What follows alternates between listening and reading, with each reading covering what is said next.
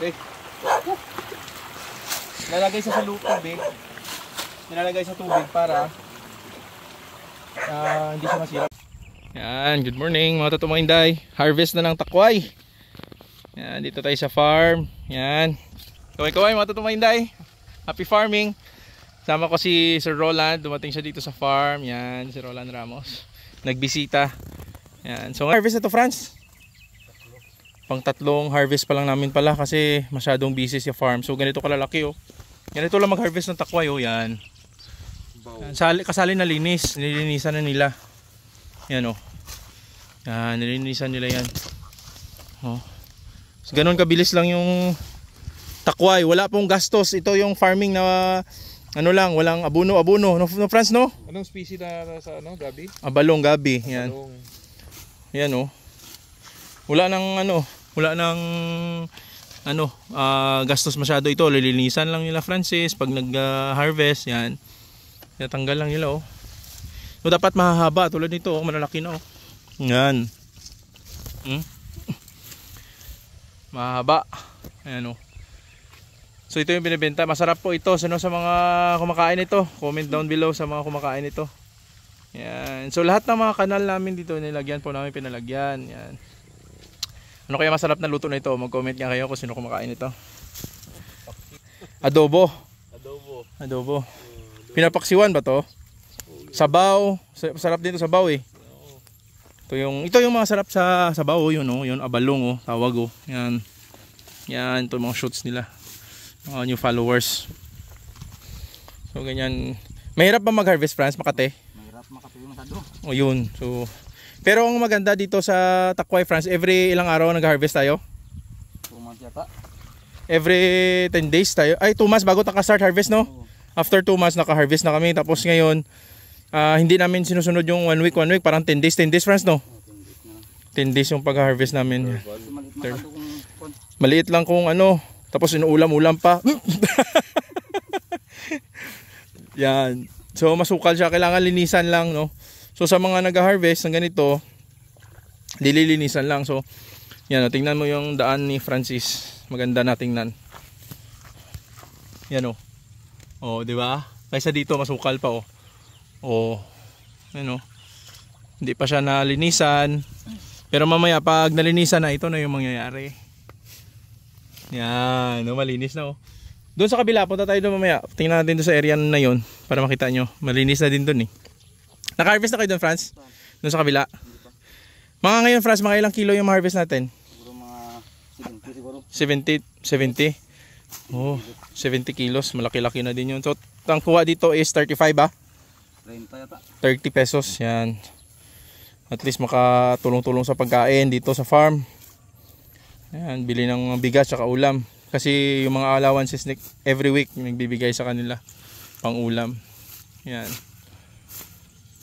So magtatanim na din po kami ng pakwan after nitong next month nata mag-ready. Ready ka na, Franz? Excited ka na? Ha, Franz? Ready na. Ayay.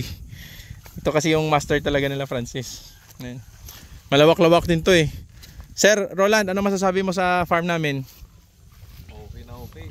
Fertile yung soil. Fertile, no? Oo, kahit anong itanim mo rito, tutubo. Tutubo, no? Oo, ayan. Wag lang bato, hindi tutubo. Ayan, so malawak-lawak. Meron po kami diyang pipino. Meron kami ditong sili pasigang. Yung talong ito. Ayan, tapos yung dun sa dulo, talong din. Ito tsaka yung crop natin yung saging, no. So hindi pa masyadong ganoon ka hintayin namin muna kami abono. Magpo-full organic ka ba o ano? Semi-organic lang dito sa saging. Kami ito malaki oh. Yun oh, harvestin na to ni Francis oh. So ganyan. Sigurado yung mga sa abroad namimiss yung ganitong pagkain. Takway, maliit pa yan. Palakihin muna after 10 days harvest ulit. Pero kasi gusto nila kasi ito pag mabilis ang harvest pag palagi kang nag-harvest, mabilis na sila lumaki, no, Franz, no? Kaya sa susunod pag ina-harvestan. Mas mabilis lang maugat kasi nga nakuha na sila ng ugat, kailangan nila maugat ulit.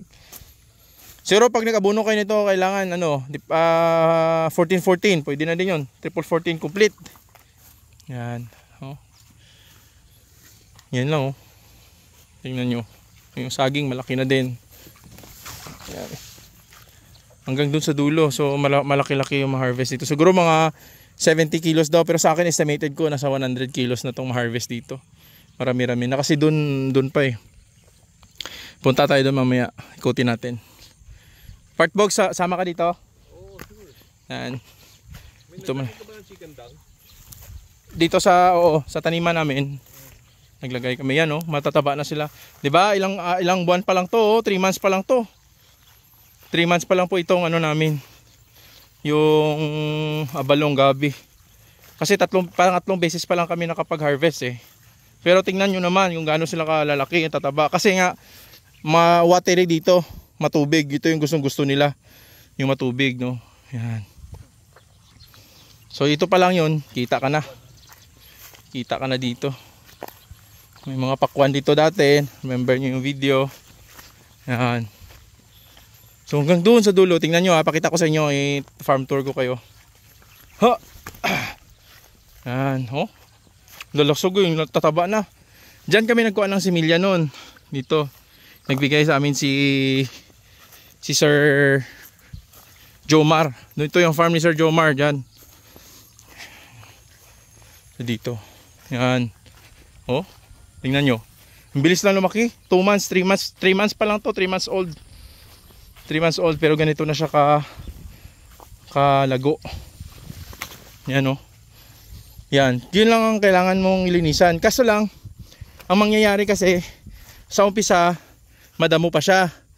Pero pag sa susunod, ang mangyayari ganito. Mas magdodominate yung abalong in the long run. Tingnan nyo, pakita ko sa inyo ha. Pag lumaki na sila kasi wala na makapasok na mga dumi masyado. Yung mga damo. Yan. Ito. Ito na yung mangyayari dito sa kabila oh. Yan no. Hindi na siya ganun kadamo. Sa loob. Yan. So mangyayari niyan, ganyan na siya kadami. Ganun. Sa gilid lang talaga madamo pag hindi napasukan. Tulad doon sa kabila. Yan. Ito mas malaki, mas matangkad pa sa atin yan. Pag doon tayo sa baba, marami na din silang harvest dyan. So dito kami nagkuha last time. Dito, pinakuha namin yung kalahati nito. Kaso lang oh, mas mabilis silang dumami nung kinunan sila. Yan. Sa mga nagtatanong kung pwedeng bili ng similya, pwede. Punta lang kayo sa farm. Benta tayo ng similya. Para may kita din kami. Part. Dito tayo punta, paano natin sila i-tour. Yan. Tour dito. Yan. Ito, pagtataniman po namin to ng siling pansigang. Dagdagan ng siling pansigang. Punta tayo dun sa unahan ha. Pakita ko lang sa inyo. Yan, mga siling pansigang dyan, mga tanim namin. Yun. So dito kami unang nagtanim ng abalong o takway. Pakita ko lang sa inyo. Para makita nyo kung gaano kalaki. 3 months old pa lang ha. Batch kasi sila eh. So dito kami nagvi-video noon. Yan. Pakita ko din sa inyo kung gaano karami na yung harvest at saka saan nilalagay yung harvest. So, yung nagkukumpra sa amin dito, yan, 30 ang kuha. Tapos binibenta sa sa may linilisan nila. Tapos kinukuha ng 50 pesos. Yan o. Oh, tingnan nyo, masyadong madumi na. Nagbaha kasi kahapon. Masyadong malakas yung baha. Yan. So ito na yun. Ito, harvestin pa nila to. Hindi pa sila naka-harvest ata dito ah. Oh, marami pang harvestin oh. Yan oh. Harvestin nila. Yan, dami. So yan. Ito yung mga dating tinaniman. Nagbaha kasi. So mangyayari, naanod sila. Ito yung mas mabilis lumaki yung damo. Na-dominate sila ng abalong. Yan oh, dami oh. Ito, pera na to. Mabigat pa naman to oh. Yan. So hindi pa sila dito nakapag-harvest. Ito, malalaki oh. Oh. Yan. So ang gustong-gusto ng mga abalong part, talaga matubig. Yung matubig area. Oo. So sa mga kanal. Sa mga kanal ba. Pero malinis to dito kasi. Yan. kanal na malinis. Kasi flowing po yung tubig namin dito. Natural spring po. Yan oh, dami oh. Yan oh, daming pwedeng harvest oh. Yan. Daming harvest dito oh. Yan oh, harvest yan. Harvestin nila mamaya yan. Diyan pa lang sa unahan daw eh. Yung madami na doon nakuha oh. Laki na oh. Yan, ito na. Harvestable na yan. Yan. Magkano benta sa palengke? Sa palengke pag sa Jensa nata 70 to 80. Per kilo? Oh, pag malinis na. Oh. Pero pag hindi malinis, mas mura. So ito malalaki. Meron silang ginagamit kasi na pangkuha nito. Pero pwede naman natin kunin. Yan oh. So, yan, anong pinakamababang price? Hindi siya bumababa. Ito maganda kasi good question. Hindi bumababa yung price nito. Yun na nga, no? Oh, nasa regular talaga yung pricing niya. So, average na pinaka na yung hindi malinis. Sa iba kasi mahal to eh. Magkano kaya presyo sa inyo niyan? 60, ganun. Oo, mahal. Yan oh. Oh, tingnan mo. Okay na yan. Oh, ang dami oh. Pakuha lang sa kanila mamaya. Maganda kasi may mga gamit sila eh, tapos nililinisan nila. Pag malinis, maganda. Yan oh. Oh. Ito lang. Mabilis. Ito yun oh. Oh. Yan lang. Ang ginagawa nila, nililinisan nila direkta. Para isang bagsakan na lang. Yun. Ito.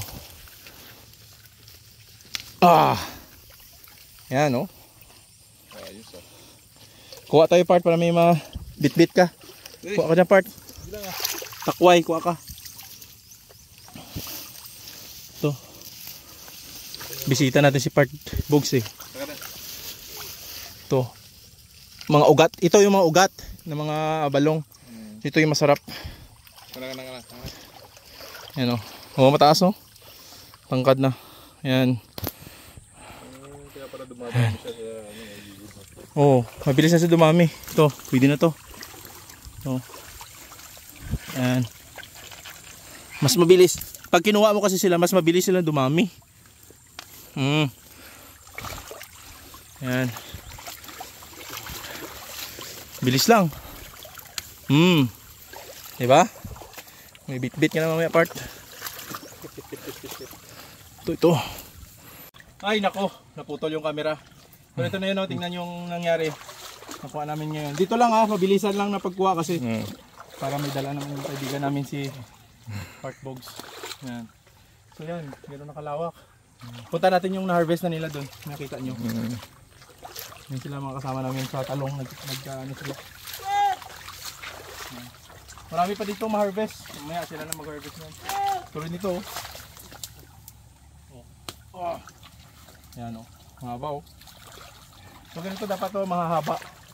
Piliin. Pero meron na dito na-harvest. Tingnan nyo. Marami lang. Ito. Additional. Ito. Ganito lang mag-harvest.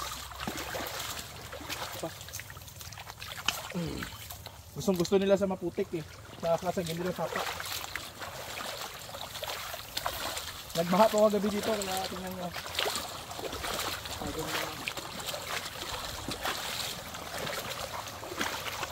Ito.